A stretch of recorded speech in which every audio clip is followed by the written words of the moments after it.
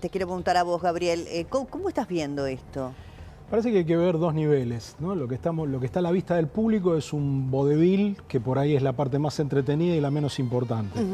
Creo que la parte importante es la alianza que ha establecido Donald Trump y sus seguidores con lo que el senador Bernie Sanders o el presidente del gobierno español Pedro Sánchez llaman los oligarcas tecnológicos.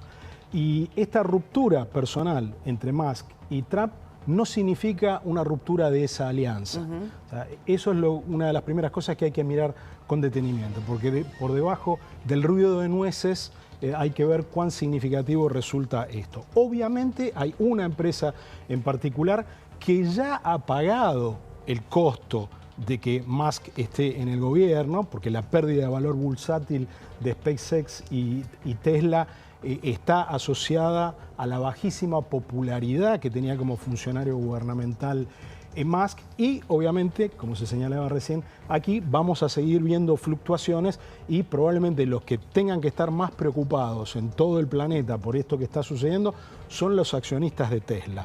Pero en cuanto a la orientación del gobierno, la alianza social que lo sostiene, esto no significa un cambio significativo. Hay hombres tan poderosos como Musk, pero con un perfil mucho más bajo, como Peter Thiel, Sam Altman, Jeff Bezos, que siguen sosteniendo al gobierno y la relación que tienen con el gobierno no va a cambiar a partir de estos desacuerdos tan altisonantes entre Donald Trump y Elon Musk. Quiero preguntarte por el capítulo doméstico, Gabriel, porque acá, bueno, el presidente Milei tenía una estrecha relación con ambos, ¿no? Obviamente va a privilegiar, entiendo yo, la relación institucional, los intereses de la Argentina, que son con el gobierno de los Estados Unidos, y así ha marcado él su lineamiento internacional, Estados Unidos e Israel. Sin ir más lejos, ahora está en Europa y su escala siguiente será Israel.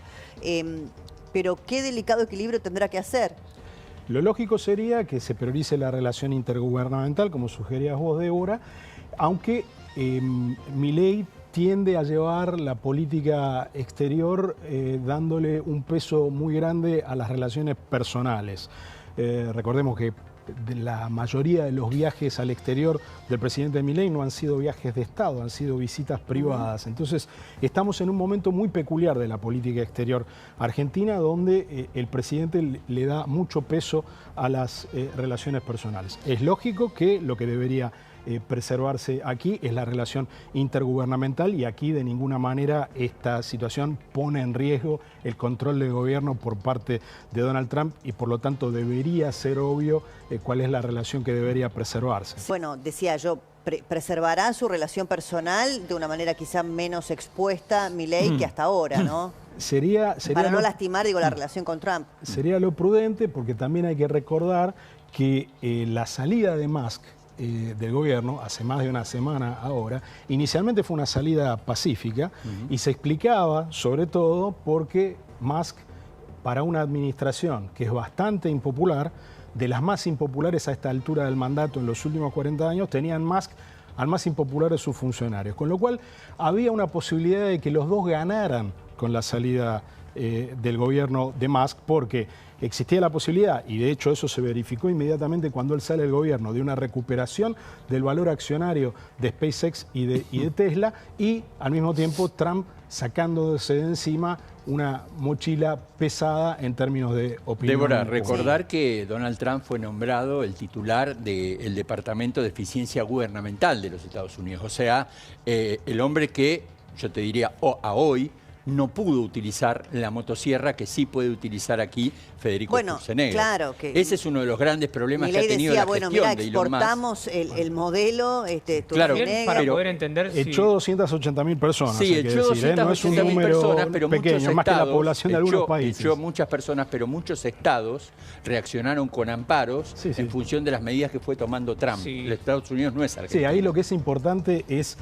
comparar la demagogia de Musk en campaña, prometiendo recortes fiscales por 2 billones de dólares de un presupuesto nacional que en los Estados Unidos es de 7 billones de dólares, y la última cuenta que se hizo es que logró recortar 63.000 millones de Claro, dólares. Y es una recordar inversión. también que fue el mayor financista de la campaña de Donald Claro, Trump. yo también lo pienso en función de la red social X, porque hoy el mundo de la comunicación y sobre todo de estos gobiernos como el de Trump, o aquí yendo a nuestro pequeño microclima argentino, las redes sociales pasaron a ser un actor político relevante. Ahora, el punto es que Elon Musk es el dueño Efectivamente. de X. Entonces la conversación pública que impone él desde ahí, hay que ver hasta dónde usa su propio poder, que no es menor. Eso es muy cierto, sobre todo porque hay que recordar que cuando Elon Musk compra Twitter, lo hace sobre todo para eliminar los controles que había para que no circularan discursos de odio,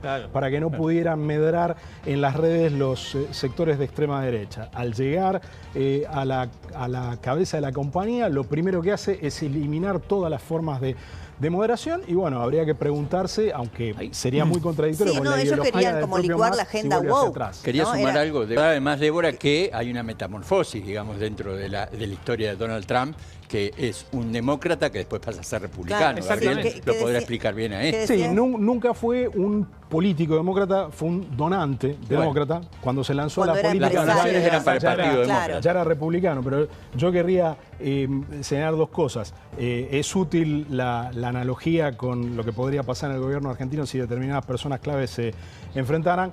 Hay que también marcar la distancia que hay entre Santiago Caputo, que es un monotributista, y el hombre más Claro. poderoso. No, más pero rico, yo lo digo más a rico del nivel, mundo. digamos, pero de- efectivamente más para, allá de para lo el que sea cada uno, funcionamiento, de importancia es muy dentro del disfuncional, gobierno. es muy disfuncional para el gobierno y sin embargo yo creo que las de ganar las tiene decisivamente Trump, por esto que señalábamos al principio. La salida de Musk no significa la salida de todo el bloque social que está detrás Sí, también es cierto, de en la Musk. analogía yo pensaba... Lo que seguramente también jugó algún papel, y esto hay que entenderlo en el contexto de una presidencia con un poder muy unipersonal en los Estados Unidos hoy, es que al principio del gobierno los demócratas y buena parte de la prensa opositora en Estados Unidos se encargaron de manera muy insidiosa de hablar del presidente Musk.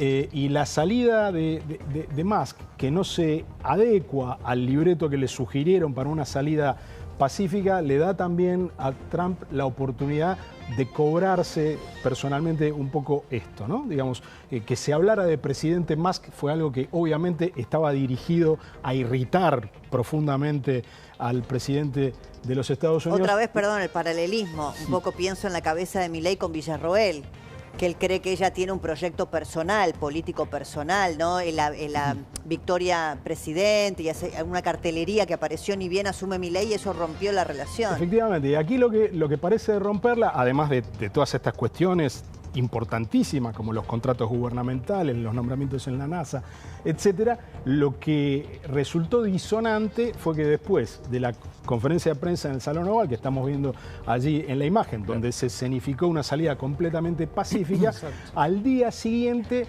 Musk no pudo con su genio y necesitó criticarlo por dispendioso en lo fiscal a Trump. Y Trump se mantuvo en silencio un par de días hasta que estalló ayer. Pero hay que volver a esto, ¿no? Digamos, el vodevil público no es tan importante como el juego de poder. Sí, ahora quiero ver, espera, Sí. cierro con vos, Gabriel, y después le pido un cierre a Naibor. Bueno, la tapa del New York Times dice en este momento que Trump tiene poder, tiene un megáfono y tiene miles de millones de dólares para gastar. Y agrega, Musk también. Está bien, está bien. Gracias, Gabriel. Gabriel Puricelli.